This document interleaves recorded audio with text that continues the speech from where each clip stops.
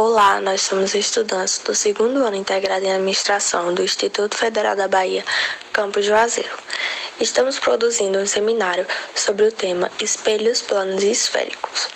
O grupo é composto por Alana Ferreira, Heloísa Oliveira, Ícaro Renan, Naíse Ferreira e Rebeca Almeida, com a orientação do nosso professor de Física, João Hermano. Na física, campo visual de um espelho plano é toda uma região que um observador posicionado diante dele consegue enxergar através do fenômeno da reflexão. Sendo assim, quanto mais próximo estiver o observador do plano, maior será o seu campo visual. Essa aí é uma ilustração de quando há um observador, O, e um espelho plano. A fim de delinear graficamente a dimensão do campo visual do espelho, E, deve-se primeiramente determinar a localização da imagem O', que por sinal é simétrica em relação ao espelho. Por fim, traçam-se os segmentos O'A e O'B. Espelhos esféricos são superfícies semelhantes a calotas ou seções esféricas refletoras, capazes de promover a reflexão da luz de forma regular e produzir imagens que podem tanto ser reais como virtuais. Existem dois tipos de espelhos esféricos, os espelhos côncavos e os espelhos convexos. Enquanto os espelhos côncavos convergem à luz refletida, os convexos divergem-na. Tanto um quanto o outro apresentam elementos geométricos em comum, o vértice, ponto focal e centro de curvatura. Esses pontos são usados como referência para definir a trajetória dos raios de luz refletidos, bem como a equação dos pontos conjugados e a equação do aumento linear transversal. Me chamo Heloísa e vou falar sobre os elementos dos espelhos esféricos. E nos espelhos esféricos, a superfície refletora ela possui a forma de uma calota esférica.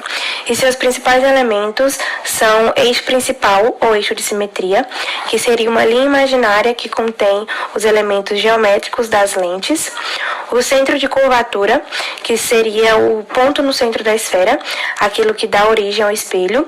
Portanto, a distância do espelho até esse ponto forma o raio dessa esfera. Raios incididos sobre o centro de curvatura são refletidos sobre si mesmo. Tem também o foco, que nos espelhos côncavos é o ponto onde os raios convergem após a reflexão, sendo um foco real representado pelo sinal positivo. Já nos espelhos convexos, é o ponto atrás do espelho, onde ocorre o cruzamento dos raios refletidos que foram divergidos, prolongamentos dos raios de luz, causando um foco virtual, que representamos pelo sinal negativo. O vértice, que é o ponto no centro do espelho, podemos considerar que à sua esquerda é o mundo real e à sua direita o mundo invertido, o reflexo. Ainda tem o raio de curvatura, que é a distância dos vértices ao centro de curvatura. E a distância focal, a distância do foco até os vértices, e por último o ângulo de abertura, que é o grau de curvatura do espelho. Além dos elementos que estão presentes no eixo principal, temos os elementos usados para referenciar o objeto e a imagem, sendo eles posição do objeto no eixo principal, posição da imagem no eixo principal, altura do objeto e altura da imagem. Agora eu vou falar um pouco sobre as condições de Gauss para os espelhos esféricos. E como já estudamos os espelhos esféricos, sabemos que a imagem que eles conjugam, ou seja, a imagem formada em um espelho esférico, é distorcida, não é uma imagem nítida. Portanto, para que tenhamos em um espelho esférico imagens aproximadamente perfeitas, ou seja, nítidas, temos que verificar as condições de nitidez de Gauss. Sendo assim, podemos enunciar as condições de Gauss da seguinte maneira. Primeira condição, o espelho deve conter um ângulo de abertura consideravelmente pequeno, ou seja, o ângulo de abertura deve ser menor que 10. Na segunda condição, diz que os raios incidentes devem ser paralelos ou pouco inclinados em relação ao eixo principal do espelho esférico. E a terceira e última condição diz que os raios incidentes devem estar bem próximos ao eixo principal do espelho esférico.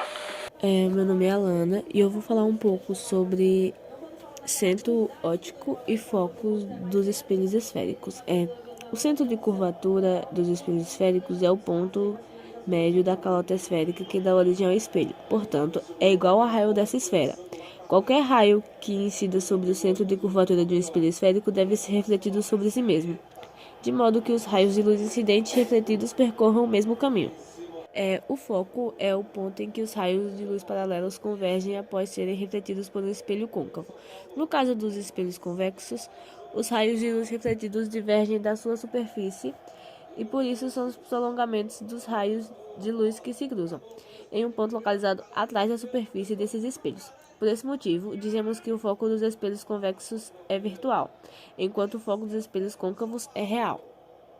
O tipo de foco do espelho influencia diretamente a realização dos cálculos.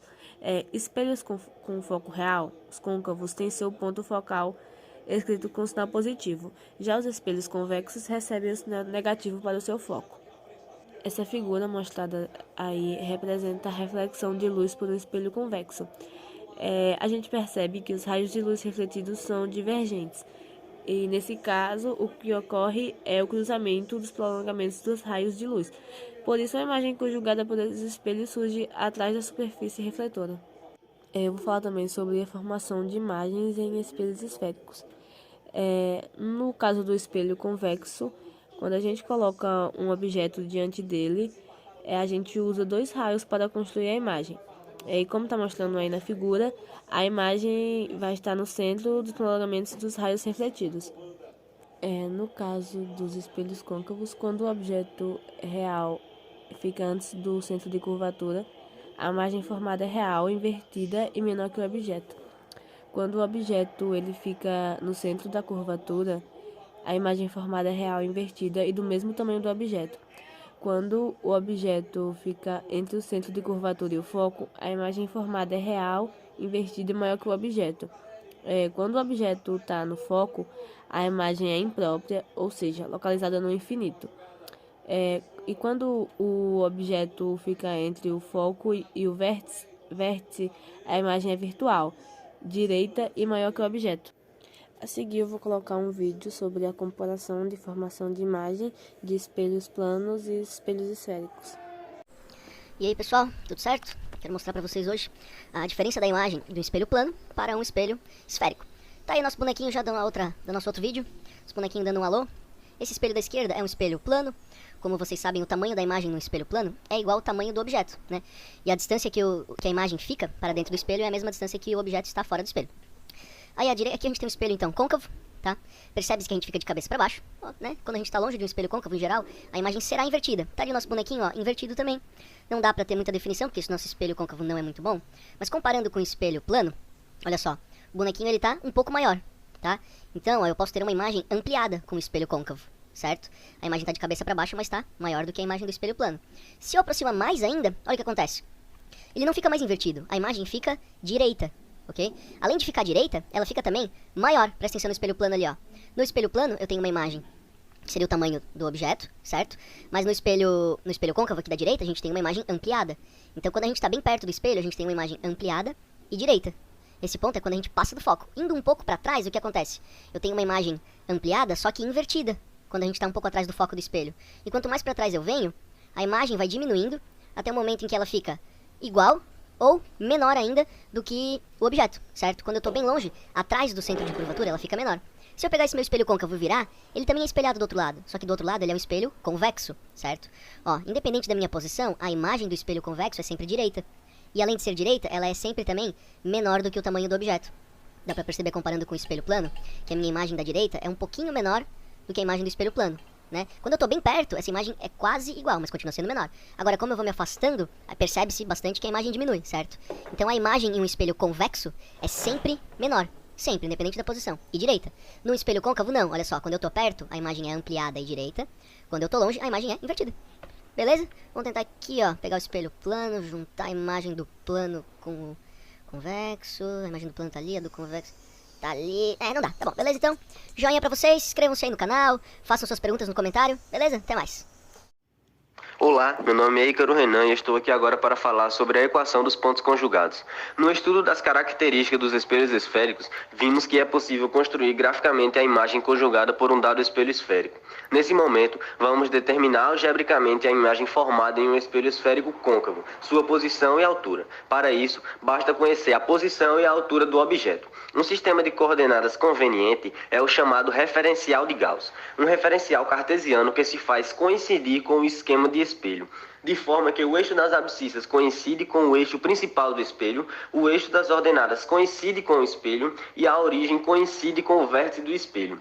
O eixo das abscissas é orientado em sentido contrário ao da luz incidente, de modo que os elementos reais tenham abscissas positivas e os elementos virtuais tenham abscissas negativas.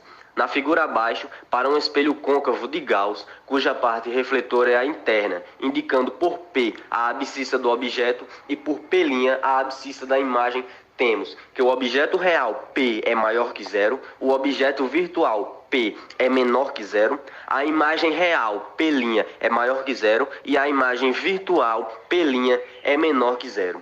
Com as convenções adotadas, o foco principal tem a abscissa positiva se o espelho é côncavo e negativa para os espelhos convexos. E temos a fórmula da equação de Gauss, que é 1 sobre F igual a 1 sobre P mais 1 sobre P'. E o segundo tema, que é a relação entre a altura do objeto e a da imagem nos espelhos esféricos. Espelhos côncavos. Os espelhos côncavos são cavidades refletoras de raio constante.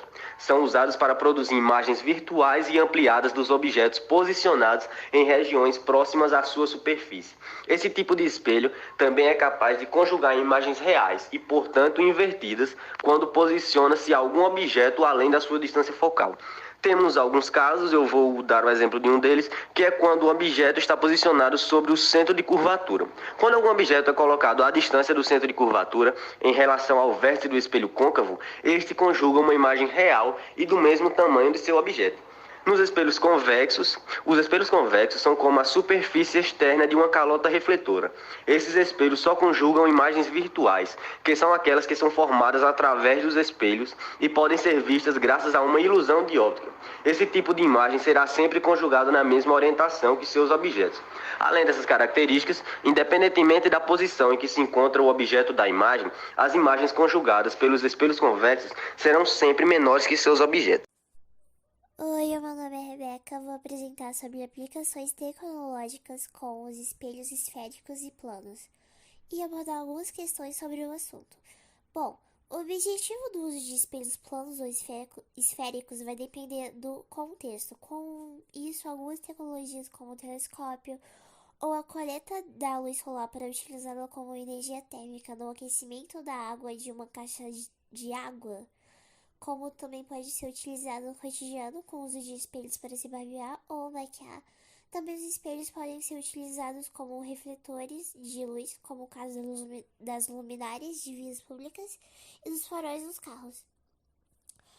Vou abordar algumas questões sobre esse assunto e a primeira questão é: o comerciante deseja instalar um espelho esférico que lhe forneça um grande campo visual de seu comércio, a fim de monitorá-lo mais eficientemente. O tipo de espelho mais indicado para tal fim é A. Um espelho plano, B. Um espelho esférico côncavo, C. Um espelho esférico convexo ou D. Um espelho parabólico. Bom, os espelhos esféricos convexos são conhecidos por produzir imagens diretas e reduzidas. Dessa forma, seu campo visual é maior, podendo mostrar mais detalhes em sua imagem. Portanto, o espelho esférico convexo é o mais indicado para tal aplicação. Por isso, a letra C é a correta. A próxima questão vai falar sobre um espelho esférico conjuga a imagem virtual direta e reduzida de um objeto real. Em relação a esse espelho e a posição do objeto da imagem, assinale a alternativa correta. A. Trata-se de um espelho côncavo quando o objeto é posicionado entre seu foco e vértice. B. Trata-se de um espelho côncavo quando o objeto é posicionado no foco do espelho.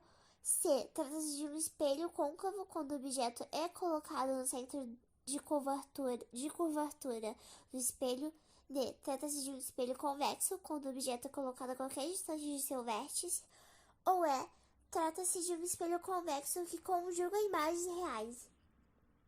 A resolução dessa questão é: o único espelho capaz de produzir imagens diretas e invertidas é o espelho convexo, independente de qual seja a distância entre o objeto e o espelho. Por isso, a alternativa correta é a letra D.